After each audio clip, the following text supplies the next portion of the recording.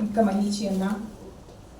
அடுத்ததாக தமிழ்மொழி, இலக்கியம், கலாச்சாரம் ஆகியவற்றை தன் இசையிலும் சிந்தனையிலும் சுமந்த இசைஞர், கண்கள் இரண்டால் பாடலால் ரசிகர்கள் மனதில் இடம் பிடித்த இசையமைப்பாளர் திரு ஜேம்ஸ் வசந்தன் அவர்களை வாழ்த்துறை வழங்க வருமாறு அன்போடு அழைக்கின்றேன்.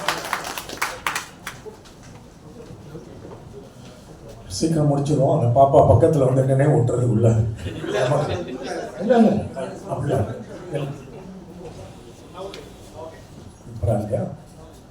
நம்ம இந்த பகுதிக்கு போகிறதுக்கு முன்னாடி முதல்ல இன்னைக்கு நிகழ்ச்சி தொடக்கத்தில் அந்த 4 பாடல்கள் பாடினது இளைஞரை நம்ம எல்லாம் ஒரு பாராட்டியா இருக்கோம்.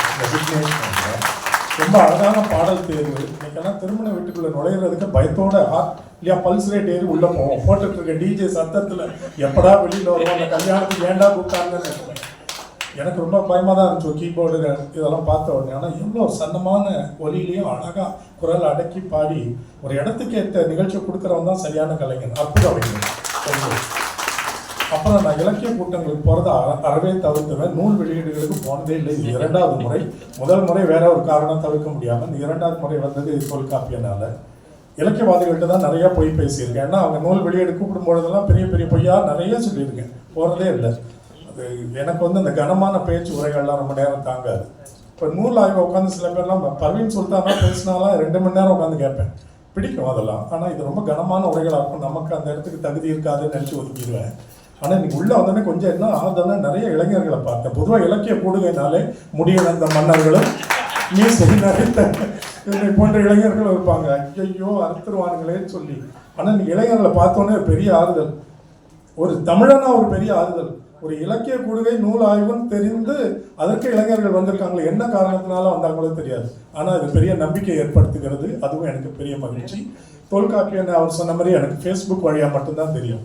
நம்ம யாரை ஃப்ரெண்ட் பண்ணால் கூட உடனே நம்ம அவங்கள ஃபாலோவர் ஆயிடுவோம். கரெக்ட் தானே, அது ஆட்டோமேட்டிக்காக ஐக்கான் எஸ்கேப்.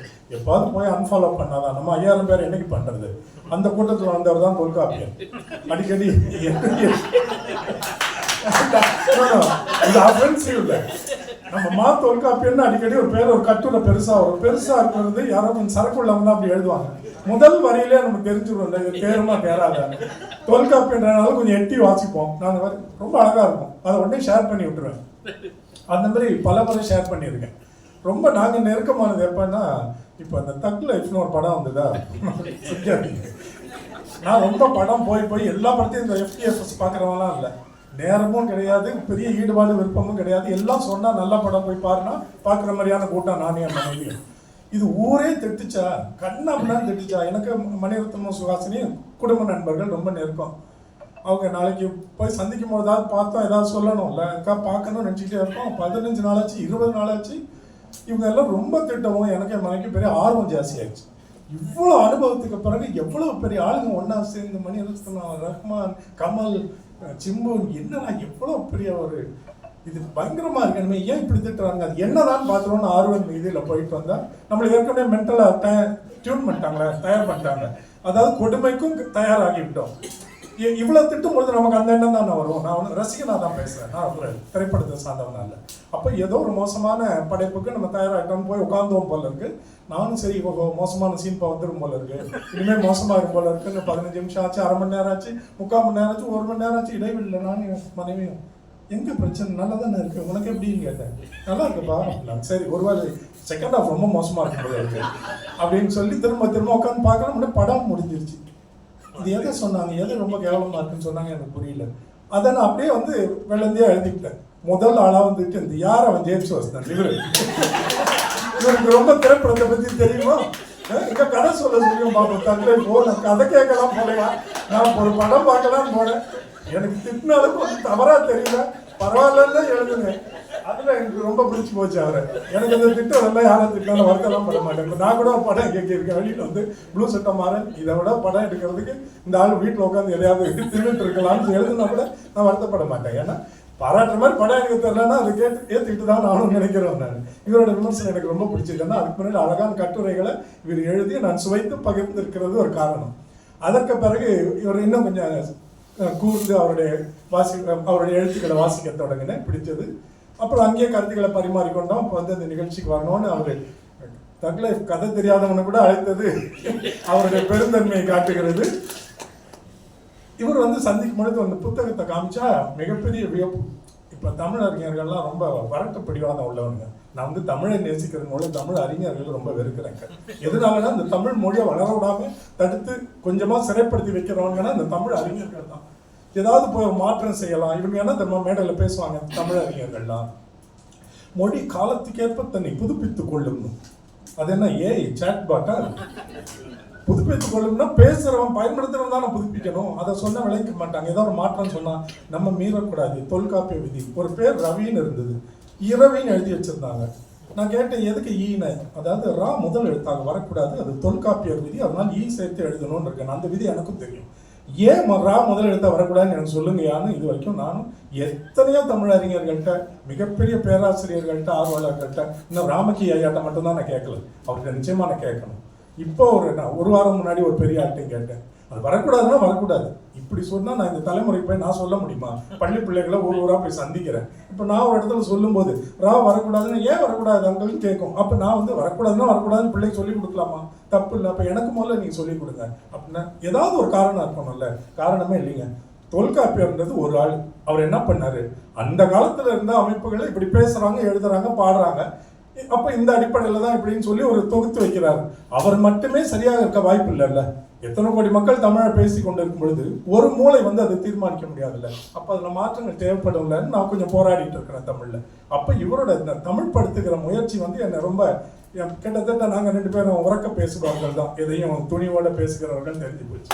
இவர் தமிழை அழகா அந்த மாதிரி தமிழ் படுத்துறாரும் போது எனக்கு ரொம்ப பிடிச்சு போச்சு. அதுவும் இந்த அதிர்வி, இந்த காட்சிமை எல்லாம் ரொம்ப அதீதம். ஆனா என்ன, அவங்கவுங்க இந்த தமிழ் படுத்திக்கிட்டே போறதுதான் தமிழோட ஒரு பெரிய பேராபத்து. நம்ம எழுத்துல யார் வேணா பண்ணிட்டு போயிடலாம். இப்ப இன்னைக்கு இவருக்கு தோணிச்சு எழுதிட்டாரு, எனக்கு தோணிச்சு எழுதிட்டேன். கவிஞர் மகுடேஸ்வரன் வாரத்துக்கு ஒரு கட்டுரை எழுதி அவரோட தமிழ் படுத்துகிற சொற்கள் அவர் இலக்கணம் சார்ந்தெல்லாம் எழுதிட்டு இருக்காரு. ராமகி ஐயா ஆய்வாளராகவும் அப்படி எல்லாம் உருவாக்கிட்டு இருக்கும் பொழுது ஏட்டுல இருந்தா ஒன்றும் பயனே படாதுங்க. அது ஏற்று சுரைக்காதுதான். ஒரு மொழி வாழணும்னா பேசப்படணும். எந்த சொல்ல புதுமைனாலும் இப்ப காட்சிமா என்றால் அது வந்து பேசப்படணும். பேசப்படுறதுக்கு தொலைக்காட்சிகள் அது உதவணும். இப்ப பாருங்க சீமான் வந்து பிரச்சாரம்னு இப்ப பாருங்க ஐயா கூட முனைவர் சொன்னார்ல, அந்த சொல்லு 10 ஆண்டுகளா அழிஞ்சே போய் இன்னைக்கு வந்துருச்சு, பரப்புரை வந்துருச்சு. இதை கண்டுபிடித்தவர் சீமான். ஏன்னா கூட்டங்கள்ல எல்லாம் பேசுறாரு, இளைஞர்கள் திரும்ப சொல்ல ஆரம்பிச்சாங்க.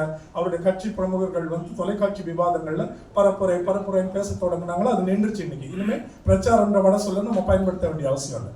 வாயில வரணும், பேசினாதான் ஒரு மொழி வாழும், பேசாத மொழி சாகும். இது மொழியோட அடிப்படை. அப்போ இப்போ எதெல்லாம் நமக்கு வெறுப்பா இருக்குதுன்னா, இப்போ இங்கிலீஷ்ல ஒரு ஆத்தென்டிக்கா ஒரு சொல் இருக்கிறதா அப்படின்னு ஆண்டனிம் செனன் அப்படின்னு நீங்க தேடணும்னா உடனே எதை தேடலாம்? ஆக்ஸ்போர்ட், கேம்பிரிட்ஜ், மேக்மில்லன், வெப்ஸ்டர், சேம்பர்ஸ்னு இப்படி அதிகாரப்பூர்வமான நிகண்டுகள் உள்ளன. அதுல போய் தேடினா நிச்சயமா இருக்கும். இதோ ஒன்றுல இருக்கும். அதுதான் நமக்கு அதிகாரப்பூர்வமா. தமிழ்ல ஒரே ஒரு நிகண்டு சொல்லுங்க, எதுல போய் தேடுறதுன்னு கூட யாருக்குமே தெரியாது. இன்னைக்கு நம்ம ChatGPT கொடுத்திருக்க நம்பிக்கை கூட தமிழ் நிகண்டுகள் கொடுக்கவில்லை. நீங்க தமிழ் ஆசிரியர்கள் யாராவது கேட்டு பாருங்க, எதை ஃபாலோ பண்றது, எது ஆத்தென்டிக். இது எடுத்துக்காட்டா சொல்லணும்னா, நான் ஒரு முறை கார்ல போயிட்டு இருக்கும் பொழுது பேக்கரிக்கு தமிழ்ல ஒரு கடையில ரொம்ப அழகா அடுமனை போட்டிருந்தாங்க. எப்படி சிந்திக்கிறாங்க, ரொம்ப நல்லா இருக்கு, இது எப்படியாவது நம்ம பரவலா இருக்கும்னு சொல்லி. ஒரு வாரம் கழிச்சு அண்ணா நகர் பக்கம் போனா சுடுமனைன்னு ஒருத்தம் போட்டு அவருக்கு உதிக்குது இல்ல, அவர் இப்படி நினைக்கிறாரு. சரி பரவாயில்ல, கொஞ்சம் கற்பனை அதிகமாக இருக்கணும், ஏதாவது ஒன்று நம்ம எல்லாத்தையும் சொல்லி பரவாயில்ல இதை பயன்படுத்த கொண்டு வரணும். ஏன்னா பேக்கரி ரொம்ப காமன். அப்போ உங்க பேக்கரிக்கு கூட உங்க நாட்டில் தமிழ் சொல்லியான்னு யாரும் கேட்டக்கூடாது. ஒன்று அடுமனை இல்லை சுடுமனை கொண்டு வரணும்னு ஒரு மாசமா யோசிச்சுட்டு இருக்கிறேன். இன்னொரு பக்கம் போனா இன்னொருத்தன் வர்றான் வெதுமனை. இப்போ நீங்க என்ன பண்ணுவீங்க? எது தமிழாகும்? இப்போ எந்த நிகண்டில் இது சேர்த்து எங்கிறது எல்லாரும் பின்பற்ற தொடங்குவோம், எதை பேச தொடங்குவோம்? எழுத்துல இருந்தா 10வது பேச்சுல வரணும். இதுக்கு தொலைக்காட்சிகள் மட்டுமே உதவ முடியும். அடுத்தது திரைப்படங்கள். இப்போ இந்த மாதிரி இவ்வளவு தாக்கத்தை ஏற்படுத்துகிற வெற்றிமாறன் ஐயா மாதிரி, சரவண சுப்பையா மாதிரி இயக்குநர்கள்லாம் எதைதான் அவங்க நம்புறாங்களோ ஒவ்வொரு சொல்ல தமிழ்ல திரைப்பட கதாபாத்திரங்கள் மட்டும் பேசிட்டாங்கன்னா இன்னைக்கு ரீல்ஸ் கொண்டு போய் சேர்த்தணும் மக்கள்கிட்ட. ஒரே ஒரு விஷயத்த ஒரு வாக்கியத்துல ஒரு நல்ல தமிழ் சொல்ல தமிழ் திரைப்படத்துல பயன்படுத்திட்டோம்னா அது மக்கள்கிட்ட கொண்டு போய் சேர்த்தரலாம். அந்த முயற்சி இந்த மாதிரி ஆட்கள் தொடங்கி வைக்கும் பொழுது அதை நம்ம வரவேற்றே ஆகணும். ரொம்ப இந்த கடுப்பை கலப்பின தமிழ் அறிஞர்கள் சிலர் இதையும் சொல்றோம். நீங்க எல்லாரும் சென்னை ஏர்போர்ட் போயிருப்பீங்க, ஒரு 2-3 ஆண்டுகள் அதில் தமிழ் படுத்தி இருக்கு, அதை பார்த்தீங்களா? இதெல்லாம் ரொம்ப அங்க ஒரு அறிஞர் உட்காந்துருப்பான் போல இருக்கு ஏர்போர்ட்லயும். அவர்கிட்ட போய் யாரோ கொடுத்துருப்பாங்க. இந்த கவர்மெண்ட்ல யாரும் அப்ரோச் பண்றது கூட உங்களுக்கு எல்லாம் தெரியாது. யாருன்னா மேல இருக்கவங்க இல்லை, இந்த அதிகாரிகள் கீழே இருக்கவங்க எல்லாம் பணியில் இருக்காங்கல்ல, எந்த வேலையை யார் வச்சு செய்யணும்னு தெரியாது. பயண பெட்டி வேற வழி இல்லை, சூட் கேஸ் லக்கேஜ் அதுக்கு நம்ம போட்டுதான் சரியா இருக்கு. அந்த பெல்ட் வருது இல்ல, அதை இங்கிலீஷில் நம்ம என்ன சொல்லுவோம்? கன்வேயர் பெல்ட் இல்லை, அது சரி தமிழ்லேயே வச்சுக்குவோம். அதுக்கு வந்து பயணப்பெட்டி பட்டைன்னு போட்டு வச்சிருக்கிறாங்க. எனக்கு இதை எத்தனை பேர் வாயை திறந்து சொல்லுவான்னு ரொம்ப நாளாக சந்தேகம். தூத்துக்குடியிலேருந்து ஃப்ளைட் ஏறுறேன். ஒரு அம்மா ஒரு 60 வயசு இருக்கலாம், ஒரு கிழவி, ஊர் கிழவி. அவன் சொல்கிறது தனியாக தான் வந்து உட்காடுறாங்க, வரிசையில் நிற்கிறாங்க. நான் அந்த அம்மாட்ட கேட்குறேன், தனியாக வரீங்களாம்மா சென்னைக்குன்னு? மருமப்பில் ஏற்றி விட்டுப்பிட்டியா? அங்கே பையன் வந்து என்னை கூட்டிக்குவேன் அப்படின்னா. சரி உட்காருமா, ஏதாவது உதவி என்ன கேளுங்க, நான் செய்கிறேன். சென்னையில் வந்து இறங்கினா கீழே வந்துட்டு இருக்கும்போது எனக்கு பின்னாடி நடந்து வராங்க. அப்போ இவங்க பெட்டி தேடுறாங்க போல இருக்கு. அப்போ எதில் இருக்கும் நம்ம பார்த்து உங்களுக்கு சொல்லணும், நம்ம ஃப்ளைட் அந்த பெல்ட் நம்பரை பார்த்துன்னு அவங்களுக்கு சொல்ல தான் அவங்க கேட்குறாங்க என்கிட்ட. நீங்கள் தான் பயணப்பெட்டி பட்டேன்னு போடுறாங்க, எந்த பெல்ட்லப்பா வரும் அப்படின்னு. அவங்களுக்கே பெல்ட்டு தெரிஞ்சு போச்சு, ஏன் கஷ்டப்பட்டு பயணப்பெட்டி பட்டேன்னு சொல்கிறீங்க எனக்கு புரியாது. நம்ம எங்கே பார்த்தீங்கன்னா டாய்லெட்டுக்கு தமிழில் என்ன இருக்கும்? திரையரங்கத்துலையோ மைதானத்துலையோ திடல்லையோ வெளியே என்ன சொற்கள்லாம் பார்த்துருப்போம் இது வரைக்கும் சொல்லுங்க? கழிப்பிடம், கழிவறை, இவ்வளோதான் இருக்கு. நீங்களாம் தமிழ் அறிஞர்களா? வாங்க, உங்களை தான் தேடிட்டு உங்களுக்கு தான் பேசுகிறேன். நம்ம ஏர்போர்ட் தமிழறிஞர் இருக்காருன்னா ஒதுக்கிடமா, இதெல்லாம் அவங்களை கண்டா கோபமா வருது. இப்போ மக்கள் எதாங்க பின்பற்றுவாங்க? நம்ம பிள்ளைகளுக்கு கழிப்பிடம், கழிவறை அது ஸ்ட்ரைட்டா இருக்குல்ல, என்னன்னு தெரிஞ்சு போயிருது இல்ல. கழிப்பிடத்தை விட என்ன நீங்க விளக்க வேண்டியிருக்கு? இவன் என்னங்க ஒதுங்கிடம், ஒரு ஒதுங்கிடத்துல என்ன வேணாலும் பண்ணலாம்ல இல்லையா? அது அவன் புத்தியை பொறுத்தது, அவனுடைய வாய்ப்பை பொறுத்தது தானே. இந்த மாதிரி தமிழை வளர்க்கிறான்ற பேர்ல அலையிற தமிழ் அறிஞர்கள் எல்லாம் முதல்ல தமிழ்நாட்டில் வந்து கழிவு வைக்கணுன்றது என்னுடைய கட்சி. ஏன்னா தமிழ் வாழணுன்றதுக்காக நான் சொல்றேன். எல்லா பிள்ளைகள் வாயிலையும் வரணும்னா அது அவர்களுக்கு ஏற்ற மாதிரி, இந்த தலைமுறைக்கு ஏற்ற மாதிரி புதுப்பித்துக் கொள்ளுங்கள் நான் சொல்லுவேன். அதை தொடங்கி வைத்திருக்கிற தொல்காப்பியனை நான் வாழ்த்த வந்திருக்கிறதுக்கு, இந்த வாய்ப்பை தந்ததற்கு நான் நன்றி.